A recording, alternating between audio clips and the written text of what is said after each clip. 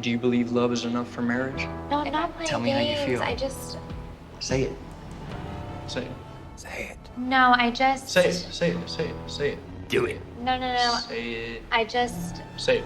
Did you say it? Yes, Love is Blind is back and as unhinged as ever. And Season 3 brings us a brand new set of pod daters, some of whom you'll love, some of whom will make you laugh, and some of whom will make you want to throw out your Netflix machine. Are you bipolar?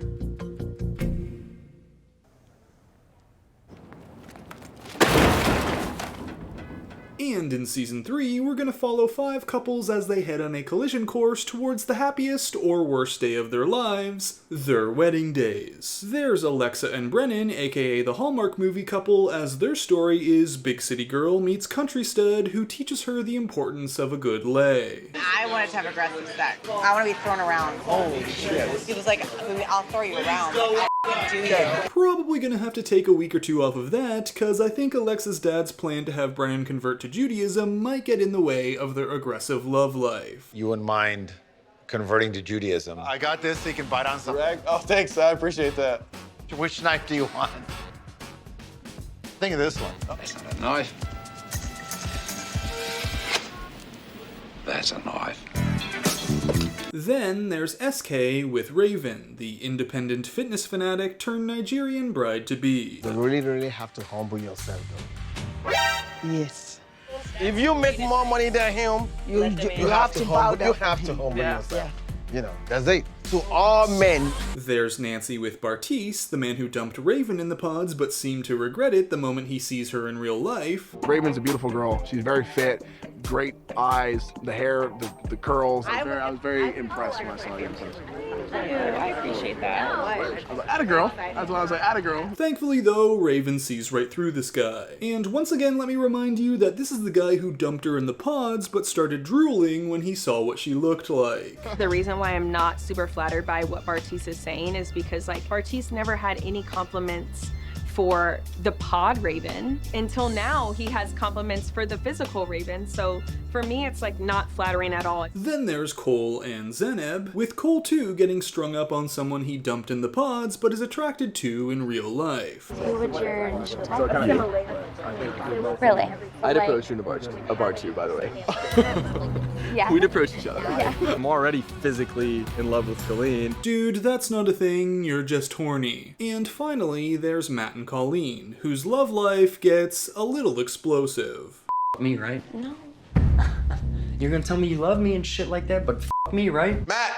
Hello. Nancy, Yes, I'm here. where Hello? the is Colleen? What is she doing right now? It's not somebody I want to give my life to, man. It's not. Now, all of these couples said I love you sight unseen and got engaged in the pods. Which, if you want to see what went down there, go check out my first video on the season. But here I want to talk about the problem couples. Not Brennon and Alexa, who are pretty much rock solid the entire time. The only real drama with these two is that Alexa's family is well off and Brennon grew up poor. She expects just the way we live our life and, you know, live life to the fullest kind of people. Yes, sir. Travel, food, fun, entertainment, and I just want to make sure that she has somebody that can give her, you know, what she's grown up with. Okay man, but these two are about to become influencers and make a ton of money. This is a non-issue. Then SK and Raven are another couple that's not a problem. And I gotta say, I totally misjudged Raven at the beginning when she seemed completely disinterested. Things really changed. Her shutting down Bartise, her revealing she was going to say yes to SK in the end after he said I don't, then that moment with SK's mom after. I just want to let you know that I like you. I love you so much. Thank you. Thank you. I feel the same way. I love I you love too. That was so sweet, and I gotta admit when I'm wrong, I was wrong about Raven. But no, I need to talk about the other couples, the problem couples of this season, starting with Nancy and her fiancé Bartise. So this is Bartise. Hello. With the B, Bartise. Marcus. No, Bartise. Bartise. Benito. And pretty much right into their honeymoons, this guy's been looking for an out. Cause he seems to think that he's the kind of guy that pulls the attention in every room he enters. Anywhere she goes, she's gonna have heads turning, right? But I kind of experienced that same thing. We both are the attention getters. Okay, but Nancy isn't? She's a speech pathologist but brings in enough dough to be a real estate investor, and I mean, what's wrong with her? Hello? Well, Well, Barista here is just not physically attracted to her. So I'm not gonna sit here and tell you physical attraction doesn't mean anything. Absolutely, physical attraction. I mean, I take care of my body, and I hope that my future wife takes care of her body. And if she gained 400 You mean my pounds, sister? right? Well, I haven't said yes to her yet. But the truth of the matter is, he's just looking for a way out. Like, Nancy has essentially told Bartise that she's pro-choice, while Bartise is only pro-choice in a 2 strikes and you're out kind of way. There's no way the family can take care of it. And it's just gonna be a terrible situation that I think, and you're young,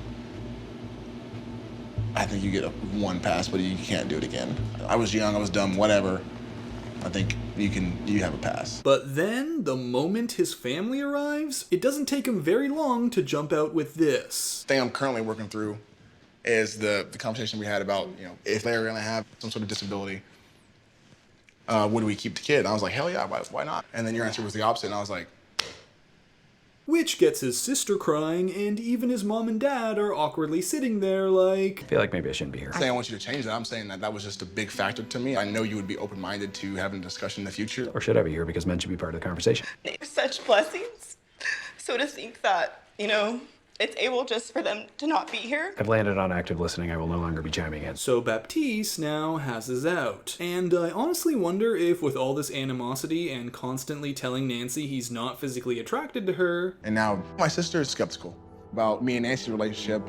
The physical attraction is just not really there for me anymore. Bartise told me that I wasn't his type. He wants tall. He wants blonde. He wants fitness model. I wonder if he was hoping it'd drive her to say no at the altar and make things easy for him. However, nope, not so much luck. I do. So unfortunately for Batista, he now has to do the dirty work himself. I do not. Well, this sets off an absolute riot. Nancy runs out, Bartise runs after her, Nancy's mom then rings the town bell, and people pick up their pitchforks and torches. I don't owe y'all anything. I don't owe them anything. You are just I want to hear something. Give me a something. Tell you what you got. Hold thing up, bro. I'm trying to get a reason why I told. And boy, are Nancy's mom and brother pissed off. They won't even let these two talk it out without trying to get in there. For him to say no, I'm sorry, but you stupid. She got way too much going on for herself to be hooked up with a guy like this, with a little boy like this. Come on now, that ain't no man. So Nancy and Bartise have their final sit down where Nancy is confused. She seemed to think that Bartise was going to say yes based on everything he told her up to that point. For me to try to understand why you said no doesn't make sense, because it means nothing. And strangely enough, Bartise hears that and tries to turn it back on Nancy. It's crazy, honestly, to hear you say that because, you just told me yes at the altar. So how can you flip the script so fast like that? But you know what? I guess this all shouldn't be a surprise, considering how Barnacle and his bros talked about Nancy after he sent them pictures of her. The first thing we do after the vacation, we get our phones back. I'm FaceTiming you, I'm sending pictures to the boys, right? And some of the responses I was getting from, my closest friends were just one, bro, whoa, what are you doing kind of thing, right? Alright, can someone help me here? Cause what is wrong with this woman? Hello? But Barstool is not the only man with this problem. Enter Cole, a guy who I'm 50% sure is actually going through some sort of Tom Hanks big scenario where he's actually just 12. You can't make me laugh. I asked 3 of the girls if they own Dogecoin. What's your favorite big cat? Nope, I'm a boy. Now Cole here just does things that are wildly naive and often very hurtful. Like for example, he rates his fiancée Zanab out of 10, telling her she's a 9, while other women like Colleen and Raven are a 10. I was like, you're a 9 out of 10. Uh-huh. And then you were like, is there anyone here who you think is a 10 out of 10? No, you said 2 people. Stop. Raven and Colleen. Okay, never ask a kid for their honest opinion without expecting to get hurt. Now let me present Exhibit A in the case of is Cole actually living through the movie Big, his apartment. Oh, it's very you. It's dirty. Oh, it doesn't smell bad. That's a big thing. Now this is the kind of place that would even get Marie Kondo's heart racing. I'm so excited because I like tidying and I love mess. Random pair of underwear there by your TV. Yeah, what I expected. But one thing I will give to Cole is he's trying. Like, as they get close to their wedding day, Cole decides it's time to show Zanab he can actually cook for her. A task that Zanab immediately takes over and criticizes. Which, if you want to stop him acting like a child, you need to stop treating him like one. So naturally, Cole reverts back to his 12-year-old self. I forgot to tell you. Oh my gosh, with cooking chicken. What is wrong with you? I don't know, does this answer your question?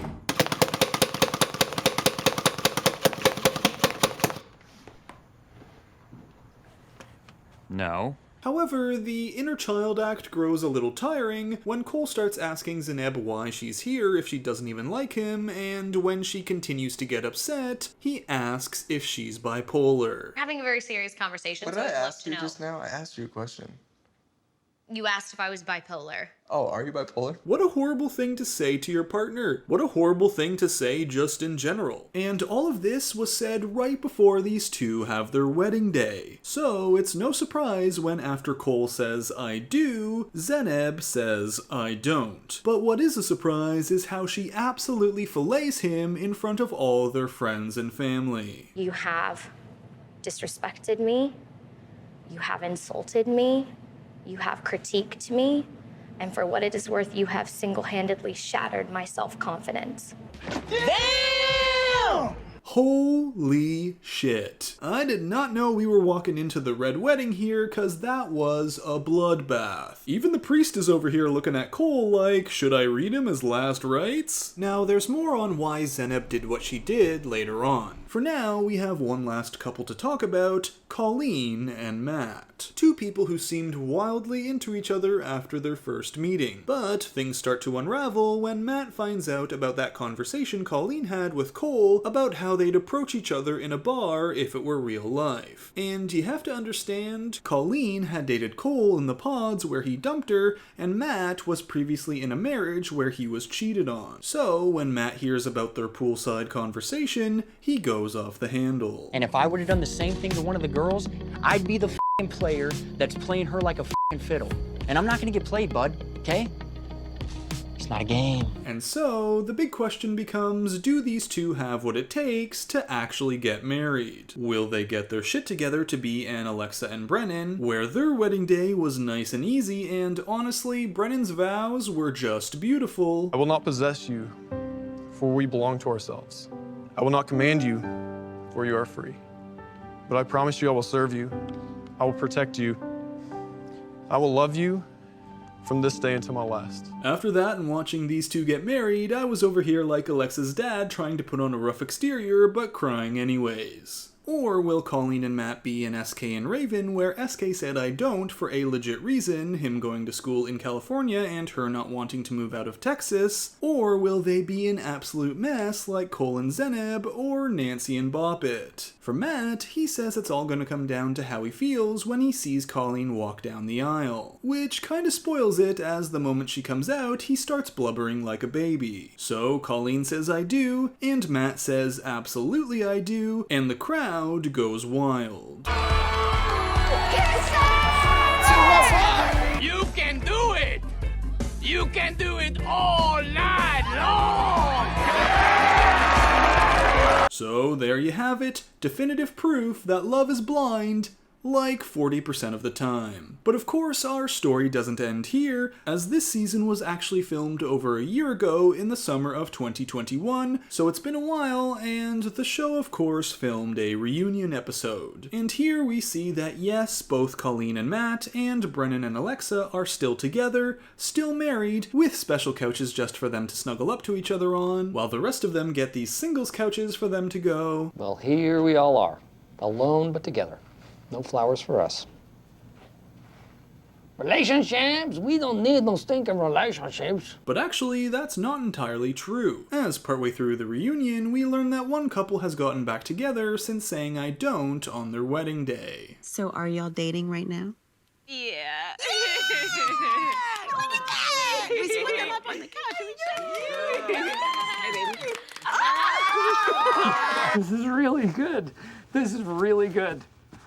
My heart soars with the eagle's nest. Now, no word on if these two are planning to move in together anytime soon, but hey, it's not like they're married. If they were married and not living together, that'd be strange. We actually do not live together yet. I know it sounds crazy.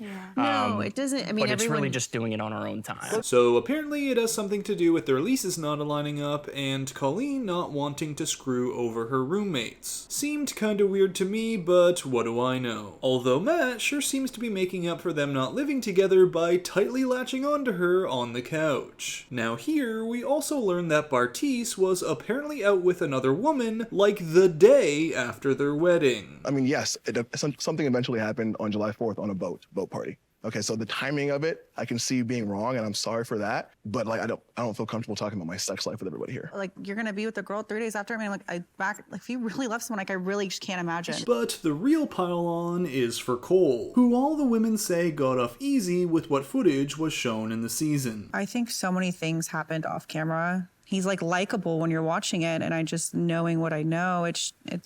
Now, the two main things they talk about are a Tangerine Cuties incident and Cole getting a girl's number at the bachelor party. I'll just say it. It was the tangerine thing. Oh yeah, I'm telling you, are you the- seriously gonna eat all those He got a tangerines? girl's number at the bachelor party or something. Now, the bachelor party thing, Cole vehemently denies, and none of the other men are able to confirm this, as men like Brennon and Matt say they got Ubers after the bar they went to, which was apparently male only. We didn't And I see was a like, single Cole, girl. what did she say? And you were like, no, you said I'm engaged to get married and I just want to kiss one more girl. And she was like, no. However, it's the Cuties debacle that really sparks a debate. As Zanab says, Cole criticized the food she ate and made comments about her weight and physical appearance. Now again, Cole denies ever doing or saying anything like that, and Zanab finally explains the Cuties incident that hurt her so much. So I grabbed 2 cuties, like little tiny oranges that fit in the palm of your hand. He looked at me and he goes, are you gonna eat both of those? And I said, well, like, yeah, that's a serving. And he goes, well,